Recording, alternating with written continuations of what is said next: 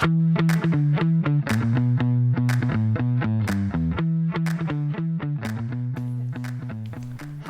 my name's Katie Shirley, and I work in our Light Microscopy Core here at MPFI. I graduated from Jupiter High School, and I am currently attending UF online. Thank you, Katie. Sebastian? Hi everyone, so I'm Sebastian Bullich. I'm from France. I have a Ph.D. and I'm here as a postdoc at Max Planck in the CERN lab that you didn't see, I think, but yeah, that's it. Matthew? Hey, so my name is Matthew Pacheco. I'm a research technician in the CERN lab at MPFI. I recently graduated from FAU here in Jupiter, and I actually went to West Boca. So I don't know if I see some West Boca scripts. Okay, there you go. Yeah, so I'm excited. I expect some good questions from some bulls. So to start, I will ask the first question, and then we can open the question to you. And from my experience in the career panel, at the end there is going to be a line, and I will have to cut the question. So if you have a question, stand up now. Don't wait to 30 and then we have to cut. Okay, the question that I have for you to start is what you enjoy the most of the job you are currently doing, and maybe we can start from Matthew. Yeah, sure. So apart from the science, which is obviously very exciting, I would say the most exciting part of the job would be the community that you're part of. You know, you have not only your entire lab, your lab mates, who they become your family essentially, but you also have everyone else in the institute that's amazing, and excuse me, they do amazing science as well. And the discussions that you have, you know, they're very interdisciplinary, and you get to dive into other areas that you thought you might not have interest in. And those sort of discussions. So I definitely think that expands your knowledge a little bit, and that's also very exciting. Sebastian? For me, it's being able to learn every day and challenge myself because it's very enriching being a part of this community and learning from everyone. Even if you're very specialized in something, everyone has something to teach you. Even from Matthew, Matthew works in the same lab as me. He has a ton of things to teach me. So I love being able to challenge myself and learn every day and be better every day. So that's why I love science, because every day is different and you learn from every step of it, and it's very enriching experience. So that's why I love science and do research. Katie? Yeah, wow. I don't want to repeat what they said, but that's probably part of my answer. And that too, a lot of what I do is helping people acquire data, and a lot of the stuff that I help also do is put out, I'd say more like cutting edge software or even technology. So recently we got a new microscope, and I had a chance to go and show people how to use this microscope and how it helps revolutionize certain parts of research. And it's just so cool to be I know recently somebody put their sample onto this really fast microscope, and I was like, okay, it's gonna be 7 minutes, and then they started watching it go through this entire brain, and they were 7 minutes. They're this takes me days to do. And so I really enjoy being part of the helping people start breaking through a lot of things that take away a lot of time. That way they can move faster through the research, and just seeing that that look on their face of wow, this can push the boundaries even more. So I really like that I get the chance to do that here. Thank you. And I don't know if you had the chance to read the bios of the panelists, but Katie, don't hate me.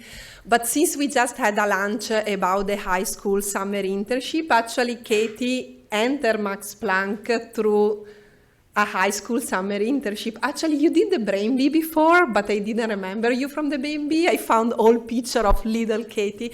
So she started with the high school summer internship. She did great, and basically we kept her around, and we are not letting her go anytime soon. So if you have specific questions on the high school summer internship, on top of all the others, she can help you with that. So now, of course, there is the counterpart of the question I just asked you, that is, what's the hardest part of the job? Sebastian, if you want to start. I think the hardest part is manage your time, because I do research for work, but I also do research because I love it and I cannot stop. So the thing is, I have trouble to balance my private life and my lab life. So I spend a lot of, it's like my second house here.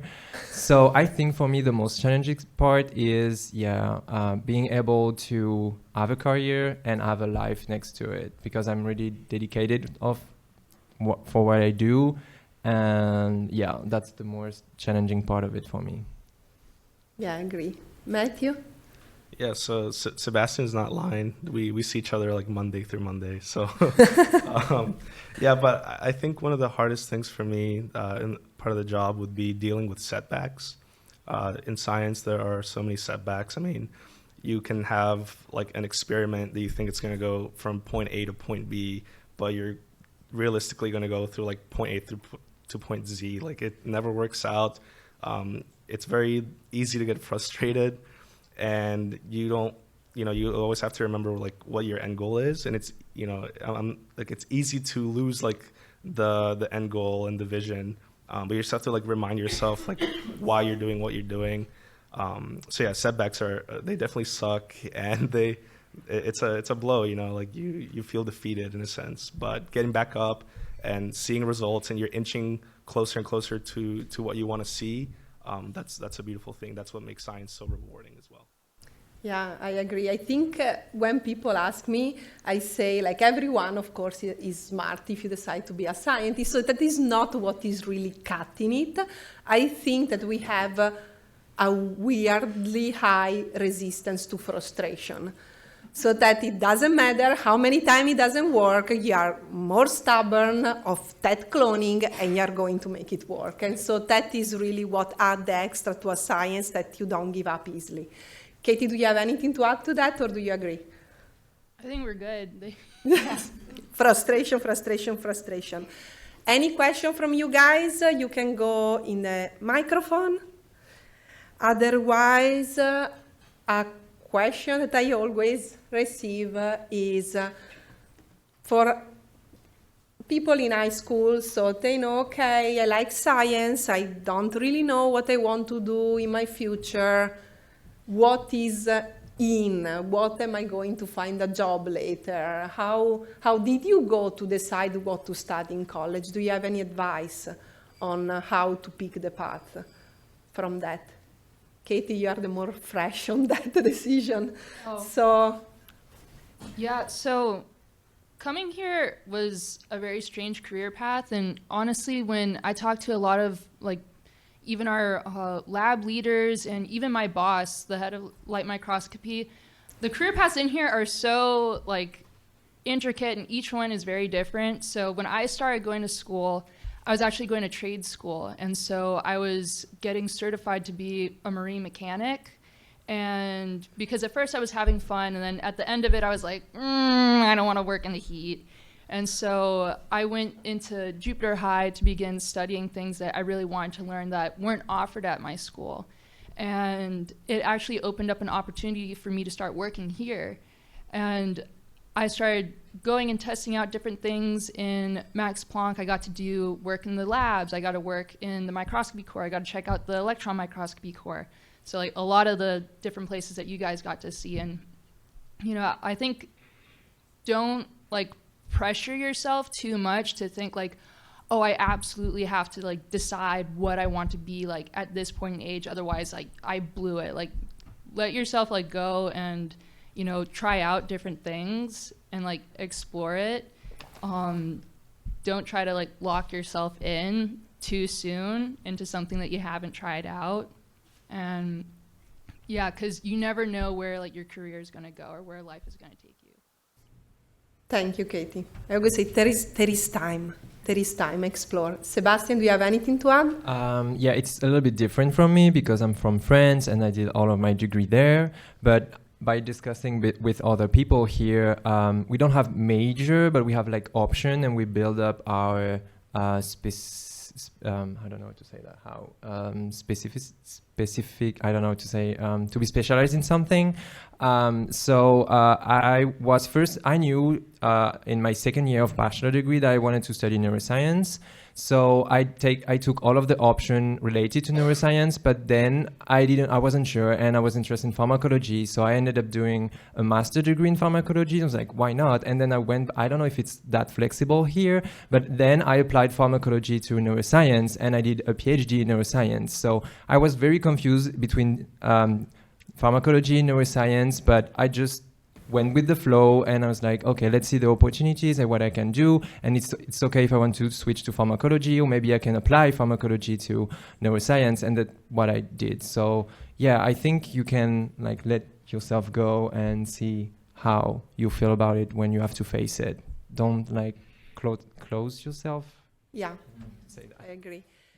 Questions? What are some things that you guys did through high school and college that you believe benefited your career? Matthew, do you want to take that one? Yeah, sure. So as I said, I went to West Boca High School, and there I was part of the medical academy. And I found that I had a lot of interest in the sciences and medicine. And I think taking part in that program really helped me sort of narrow down my interests and what I wanted to do when I got to college. So when I got to college, I started talking to a lot of professors, and to kind of like expand a little bit more on what they were saying before. It's like, I talked to like biochemists or just chemists, organic chemists, like neuroscientists, all sort of people. So by doing that, I kind of like realized what kind of conversations I liked having. So like I realized I really like having conversations with neuroscientists, and like get involved. Like once I knew that that's the sphere I wanted to be part of, I just started reaching out and like get involved in different activities in that sphere, and I feel like that's really helped me get to where I am. Thank you. Thank you. Do you have anything to add, Katie, Sebastian? Yeah, maybe speak with people like your teacher, researcher, if you have the chance to speak with them, because they can introduce you to someone, speak and discover maybe something you never thought of, and open your mind on something you didn't know. And so yeah, I think having a network is like the best thing ever. Mm-hmm. Yeah. Okay. Oh, sorry, I'll make this super quick, but I know we were kind of talking about like setbacks and even like problems and stuff. I know for me, like one of the things I thought before I went into working here at Max Planck was, like in order to be like a great like problem solver, like that's just a talent, like, but it's really a skill. So if you're interested in going into research, that's going to be a lot of like problem solving ahead of you. So if you go and like dive into a lot of things where like you have to challenge yourself and ask yourself questions, that starts to develop this mentality to start pushing through a lot of things, which I think even helps with like burnout in the future. So, I mean, I would suggest that like throughout high school, like try to like challenge yourself like in those kinds of ways. Thank you. Thank you. Next question. Hi, so I was just wondering what your daily workload is like. So like when you come to the lab every day, is it like, what do you do? Who wants to take this one? Okay, I'm gonna start. So basically, a classic day, I would say. I went to the lab first in the morning. I used to experiment because I work with animals, and when I do behaviors, I like doing it in the morning because the afternoon I kind of sleep. So I do the behavior in the morning, so my experiment basically. I have lunch, and then I analyze the data that I have, because I don't like having like a lot of experiments that I don't analyze. So I do a lot of computer, I read stuff.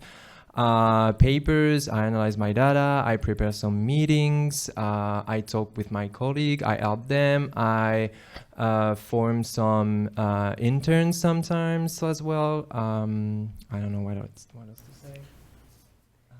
Yeah, that's a basic day, I guess, but every step of it like takes time, because you don't know where, there is no end doing research, so you still working, like, oh, that's 8, maybe I should go home.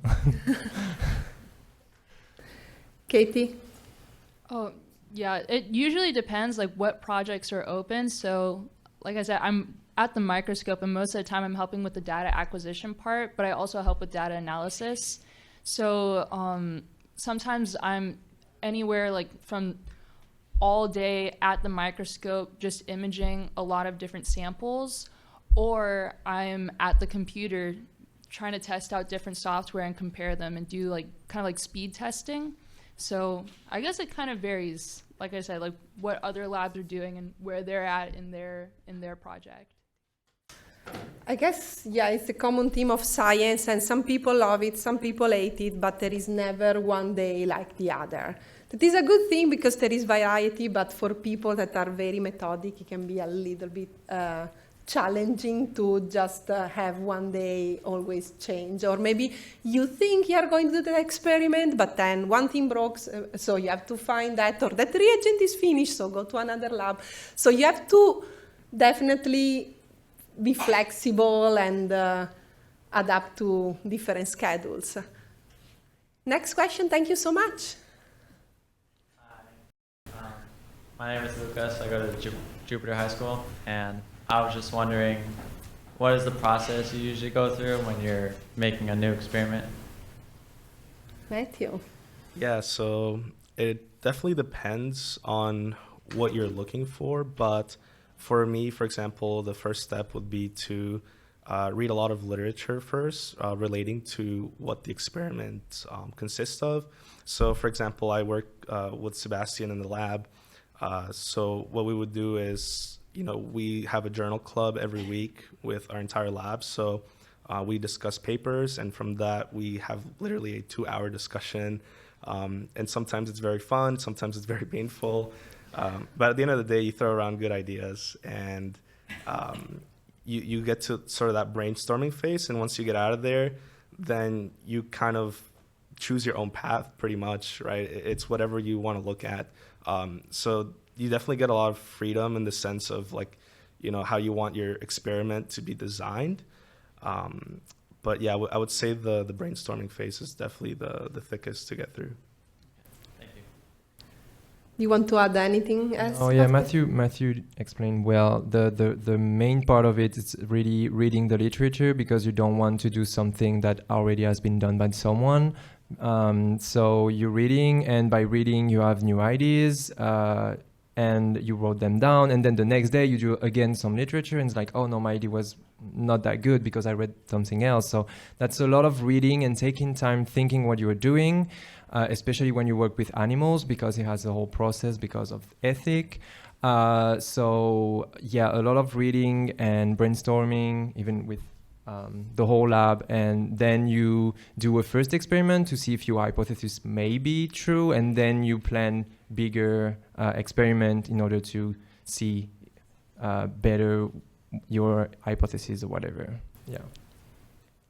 Thank you. Thank you. Next one. Hi, I'm Neil. I'm an international baccalaureate candidate at Winter Park High. So this one's for Matthew.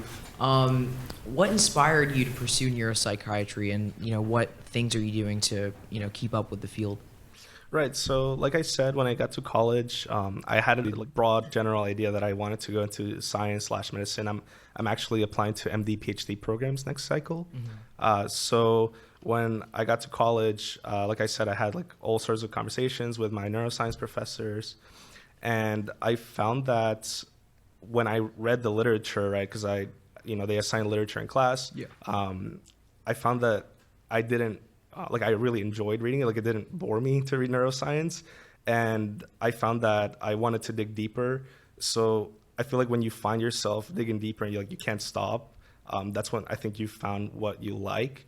And to answer your question about keeping up with the literature, there's actually a huge neuroscience community online, on Twitter and stuff like that. And you can always keep up with what's going on in the neuroscience world. I recommend you follow the major journals. They always post the recent publications. You can browse their websites, and they always have fun stuff to read. And you can keep up your knowledge and keep in touch with your fellow neuroscientists. All right, thank you. Hello, I'm Keen. I go to Benjamin. And my question is, when you were initially brought on to Max Planck, how did you how did you understand like the community like accepted you and like encouraged that you're welcome, like that kind of idea? It's a hard one. Who wants to take it?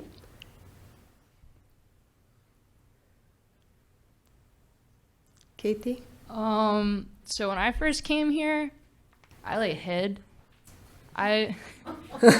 So I was in like the microscope room the entire time because every time I went out, I was like, somebody's gonna ask me a question. I'm not gonna know how to answer it, and I'm gonna look dumb. And I quickly learned, like, as I like came out, and I think people could even tell that I was scared. They like started coming and talking to me a lot more. So it was really like people here, like, they're so friendly. Like, they'll come up and they'll talk to you, and you know, nobody's out here to like give you like a rough time. And so that was just like, I kind of just learned it through experience. I had to just like get over my fear, go to the coffee machine and like talk to people. And so then I started just breaking out of my shell. The coffee machine is really where it's at, and actually I have the cutest story about this year's summer interns.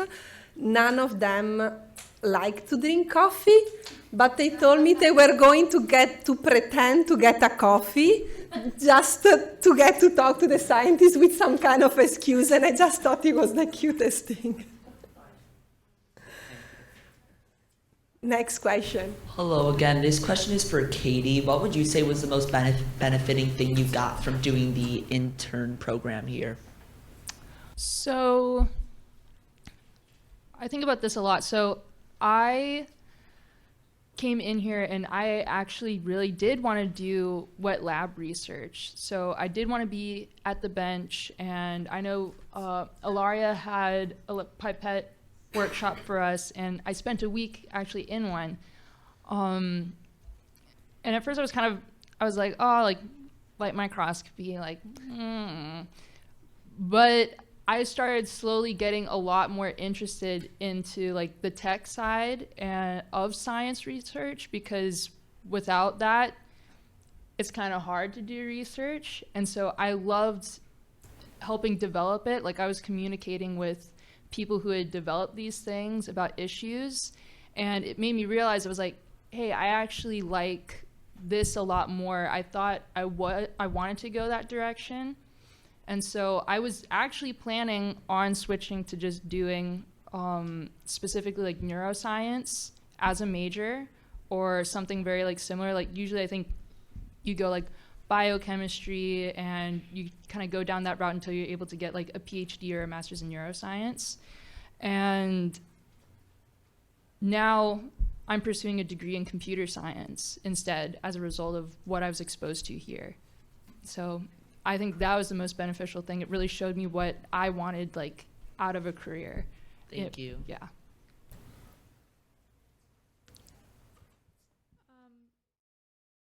Hi, I'm Madison. I'm from the Benjamin School, and I was wondering, can you guys like propose topics for research? Like, if you guys have a specific question, can you like bring it up to one of the scientists and then they'll do like research on that?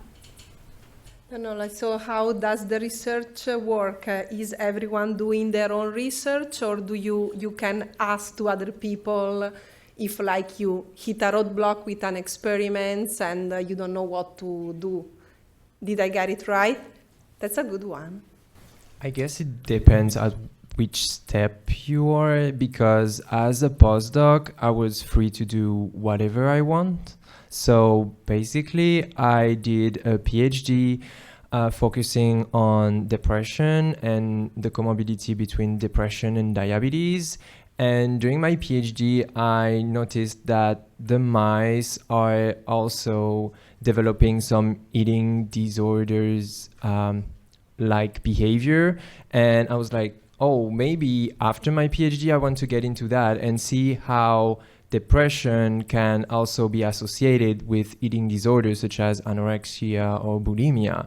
And I knew I wanted to answer this question and develop my research into this field, and that's why I joined Max Planck and especially Sarah Stern, Dr. Sarah Stern, because she was already working on feeding behaviors, and I was like, I'm gonna have my expertise, and I know what I want to do. I want to work in this specific subject, and I want to develop it here.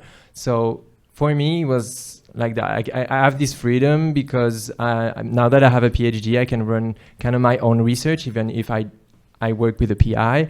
But I guess when you're an intern or whatever, you're still also free to propose some experiment and discuss with your colleague and your supervisor and see how it goes. So I think that's the beauty of research, is like everyone has a voice, and you can be taught by someone and be accompanied along the way. I don't know.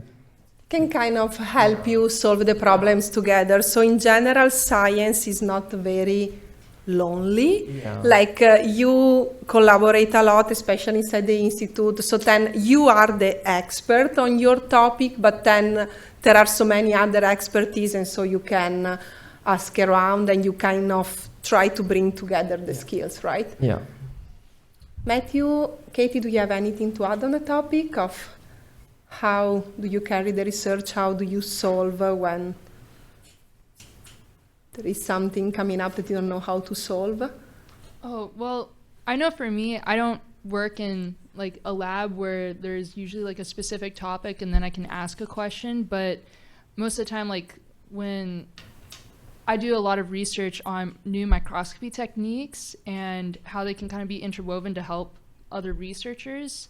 So sometimes what I'll do is, like, say somebody has to go and, like, what we do to image like an entire brain right now is people have to slice the brain and then they have to mount them all on slides. And then they have to go and align all of that into another software. And I started kind of going around, and actually this was posed by someone else, and I got to help them develop it, like, and go to other labs to, you know, assist them with their research in this area. But I was like, hey, you know, we have like this light sheet. You can image the entire brain in just like one go without missing anything.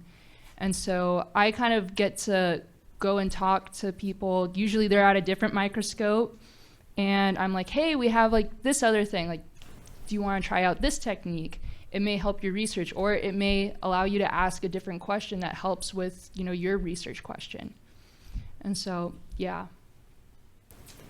You just gave me an idea about next time for Career Day, we can tour the light sheet. Hey. Thank you. Thank you. Next question. Hi, my name is August. I'm a student athlete at the Benjamin School. And this question's for anybody. What happens when you're doing these experiments and maybe you get stuck? Where do you go from there? What do you do? I'm not sure I got your question. Can you repeat it? So like when you do an experiment? You're doing an experiment and you've hit a roadblock. Oh. Where do you go from there? The first answer that comes to my mind, I don't think is socially acceptable. It's like, because the first is like depression, but you go to cry in the bathroom, and then what do you do? Who wants to take this one? When you hit a roadblock, what do you do? It depends on what scale. For example, it can be an experiment that it doesn't work. You don't know why it doesn't work, so you try to find out who did the same experiment in the world. So you like doing some literature research and you try to find out your experiment and how they did it. You see the method and you try to improve your experiment. It can be also you have a specific idea, for example, of what type of a type of neurons does something, and you have this hypothesis and you test it. It's not that. So you have another hypothesis. You test it. It's not that neither. And at some point you test so much hypothesis that you hit a rock and you're like, I don't know what they are doing. So you don't know what you're doing and you have to find out. So again, you do some literature, you try to brainstorm, you talk with your colleague, because sometimes the answer is like next door. You don't know it, you just have over a coffee, for example, and you're like, oh, I didn't try that. So you try to just think. And sometimes, even in your dream, you can dream about science and have some ideas. That's not a legend. It Oh, happens. yeah, I agree. You dream about it. You dream about overcoming the roadblock. Matthew, do you have anything to add about what you do when you hit a roadblock? Yeah, so I'll actually give you a real life example. This happened to me a couple months ago. So about last August, I started working on a new project. And this project consisted of using a certain type of virus to express in a population of neurons that we were interested in. And, you know, I was going at it, and maybe until February, Dr. Sarah Stern and I, my PI, we found out that what we were using was actually wrong for our experiment. And so, you know, it was like a major setback. It was a roadblock because we just spent the last couple of months working on something with the wrong virus. And that's definitely something that's not fun to experience. But out of that, you know, we figured out what the next step was. The next step was to order like a new set, right, a different set of viruses. And we found out that they were going to take like 2 to 3 months to ship because they came from overseas, and they're pretty difficult to get. So I had to put out my undergraduate thesis. So I was kind of in crunch time. I had like 7 weeks to submit it. So we brainstormed like a whole new experiment, but that experiment branched out of the original one. So yeah, it was a setback, but at the same time, it also let us expand on our question. So now we know more about our question that we didn't know before. And now I'm back to working on the original project. So setbacks are terrible, right? Like you don't feel so good when you experience them, but they can really be good in the long run. Thank you. Hi, I'm Sophia, and I go to West Boca. And my question for you is, which MD or PhD program do you consider to be the best, or just like top rated? Right, in the so nation? you can look at rankings, but I feel like for MD, PhD, you really do have to be cautious and like do a lot of research, because let's say, you know, every individual applicant has their own interests. So, for example, there's many programs like medical schools that offer MD, PhD programs, but there's only about 50 that are designated under MSTP, which stands for Medical Scientist Training Program. And those specific ones are fully funded by the NIH. So like your entire tuition's free for both the MD and the PhD. So those are definitely the programs that are like the most preferred, if you want to put it that way.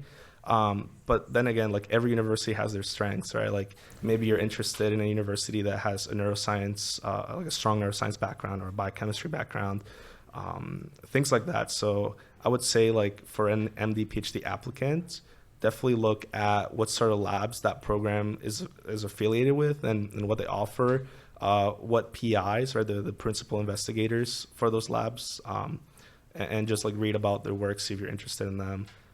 So yeah, I would say like any MSTP program is definitely like the goal for a lot of the applicants. Okay, thank you. And Matt, I don't know if everyone here knows about MD, PhD, and what they different from a MD alone program. So do you mind maybe get the rundown for the people that never even consider the option, and what made you consider that option other than just PhD or just MD? Yeah, that's definitely a good question. So a traditional MD, right, you do your 4 years, and then you would typically go to a residency program for your specialty, and then you go on forward with your career. That sort of career path is very patient oriented, like you're very much like in the bedside essentially. But for MD PhD program, it's double the time, so it's like 8 years, and it sounds like a lot, but in the end, it's like more about the journey. So what you do is like you do your first 2 years of your MD, and then you take a break, and then for the next 4 years, or if it takes you 4 years, you do your PhD, which is very fast.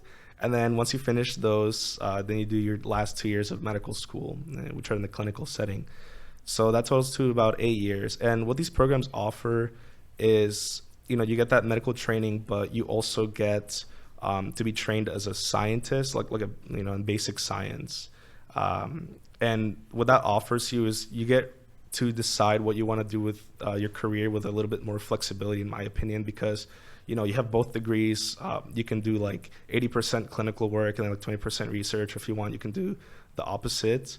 And what is really attractive to me, like for that career path, and why I'm deciding to apply to MD PhD programs, is mostly because of the bench to bedside approach, right? You get that sort of liberty of like, if you want to develop some sort of therapeutic, you can literally start from raw, right? Like from ground zero.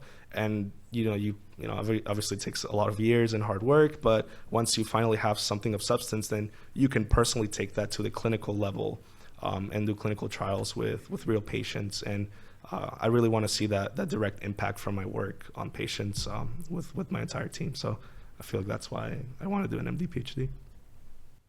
We are here supporting you. Thank you so much. I'm Ryan from the Benjamin School. So when you realized that you were interested in science, what made you pursue a research career rather than practicing medicine in like a hospital environment? Yeah, so when I was part of the West Boca High School Medical Academy, I actually got certified as an EMT. And I did work as an EMT, like I was out in the ambulance for 2 years, the first 2 years of my college career. So once I realized that like I really liked the clinical side of things, like I experienced a lot of the clinical setting, and I realized that I liked that, then I realized it was also time to dabble into science, and that's when I got involved with MPFI. So I like to think that I got the best of like both worlds, because I got to experience the clinical side, and now I'm like really deep in the scientific side of things. So that really solidified my decision to pursue like both degrees. Thank you. Awesome. More questions? Otherwise, I have more questions for you. So we see a lot of undergraduates here at Max Planck. They have the chance to do research in the lab. So actually, if you are even vaguely interested about science, I really encourage you as soon as you can to get your hands dirty. But my question for you is, what do you think are the characteristics at a young age, so at that undergraduate level, that make students good in the lab? What are the skills that then they should try to grow, or if they are applying for a lab, they should show more? For me, there is one major is being curious about things. So curiosity, because that's what's drive questions, your interest. You will grow so fast if you ask questions, if you're curious about everything. Even when you join a lab for an internship, you can go see all the labs, how it works, and learn a lot of things. So if you're curious, you will be able to progress faster, and also be aware sooner of what you want to do, because you will be more open-minded and really into everything. So I think that the most thing is being curious about things. Katie, you see a lot of undergraduates or young researchers too. What do you think is the best characteristic to have at that stage? Yeah, so I got the amazing opportunity to actually mentor very closely like 3 high school students, and I would say... Sorry if I interrupt you, but she was a high school student and now she's mentoring the high school students. So we close the circle here, and I feel very proud. Sorry, Katie. Sorry. Yeah, they were amazing, but I did notice where one was like seeing a lot more success was when she wasn't scared to ask questions, even if like they sounded like dumb. I think a lot of times you come into like a research set, especially like as a high schooler, you already feel like, you made it, and you have like, you don't want to like look dumb, but honestly, like not being afraid to ask questions is probably like the biggest thing like I would suggest to any person doing an internship in research anywhere, because if you don't know something, that could potentially hurt you even more. You'll find yourself like, I don't know why I do this, but I'm doing it. But that background knowledge is very important, very critical. And so, yeah, I like seeing that when somebody's not afraid to ask questions. Matthew, do you have?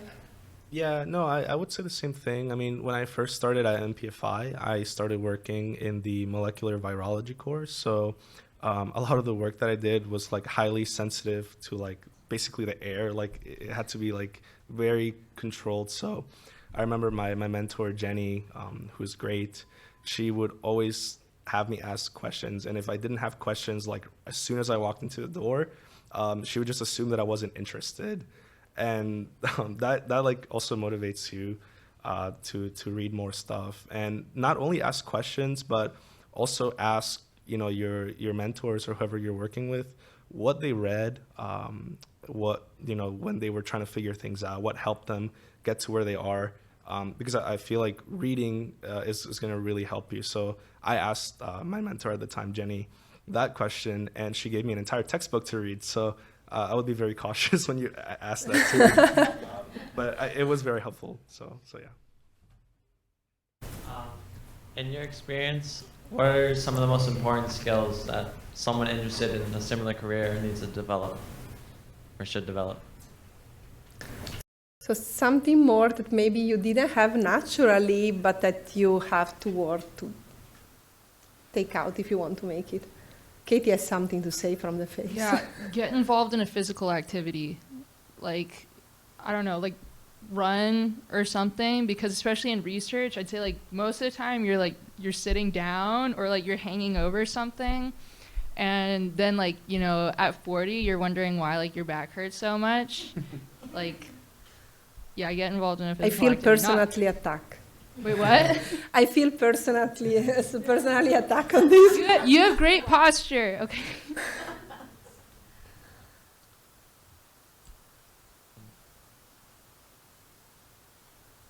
I think for me at first it was speaking in public.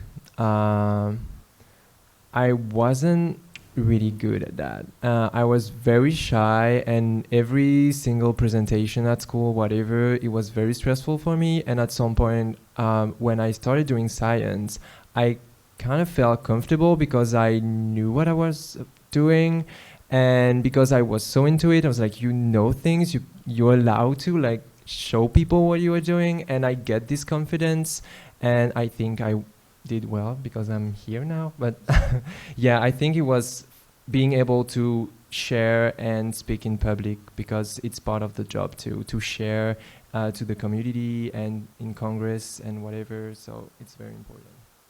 Yeah, like I think it also when I went into science, I had no idea that there was so much public speaking involved. And so you better start to develop those skills, because there are very few jobs in which you don't have to talk in front of your community about what you are doing day in, day out.